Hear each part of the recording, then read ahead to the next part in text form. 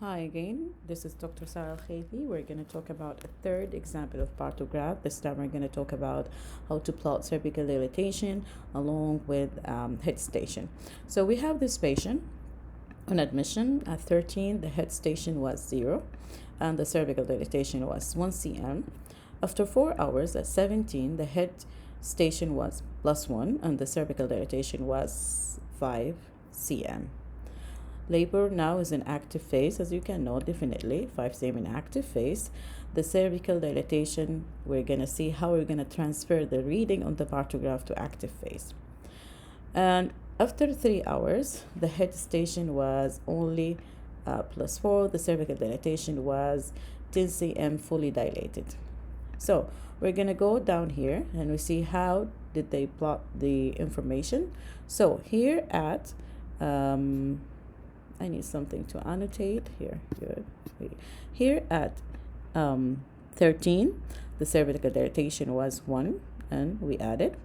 The head station was 0 and we said 5 is 0, 6 is -1, 7 -2, 8 is -3. You always have this in your head. It's not written in the partograph. And from 0 and the head is going down, it's going to be +1 and more descending more, +2, and here +3, +1, +2, and +3. So the head station at 13, it was 0. That's why we add a circle, we draw a circle right here. So this is represent the cervical dilatation and this represent the head station.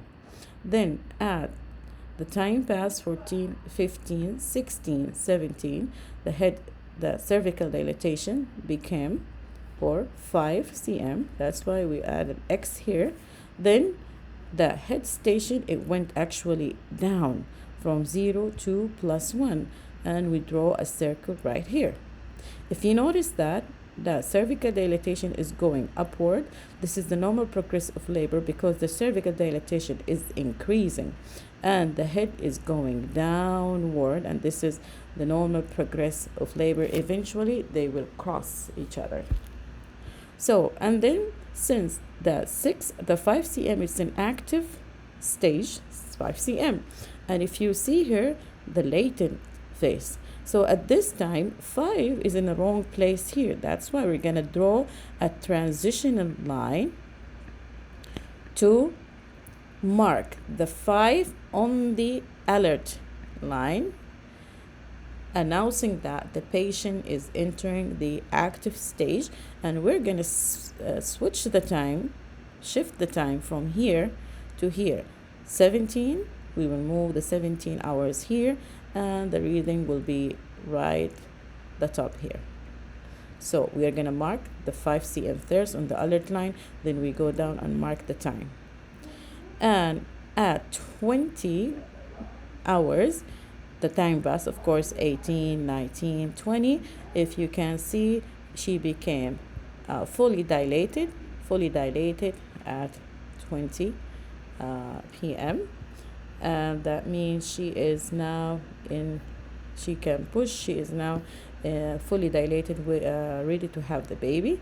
So what happened to the head station? The head station at 17, we moved it. It was 4, we moved it because we made a transition from the latent phase to the active stage. So from here, the 4 to here at the time, and then if you can see, the head is going down until time 20 when the head become +1, which is here. Okay, so the head become 0 +1 +2 +3 +4, sorry, which is right here. So fully dilated up here, the cervical dilatation is increasing and the head station is going downward, and you can see that they are crossing each other, and we can calculate the hour from here. And it says here actually the latent phase,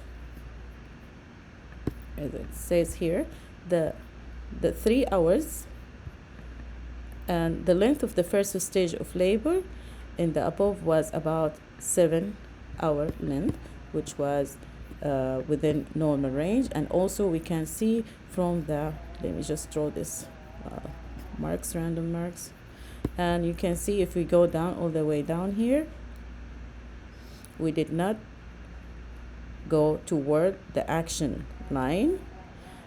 We were not in this area. We didn't pass the action line. That means that labor was progressing normally.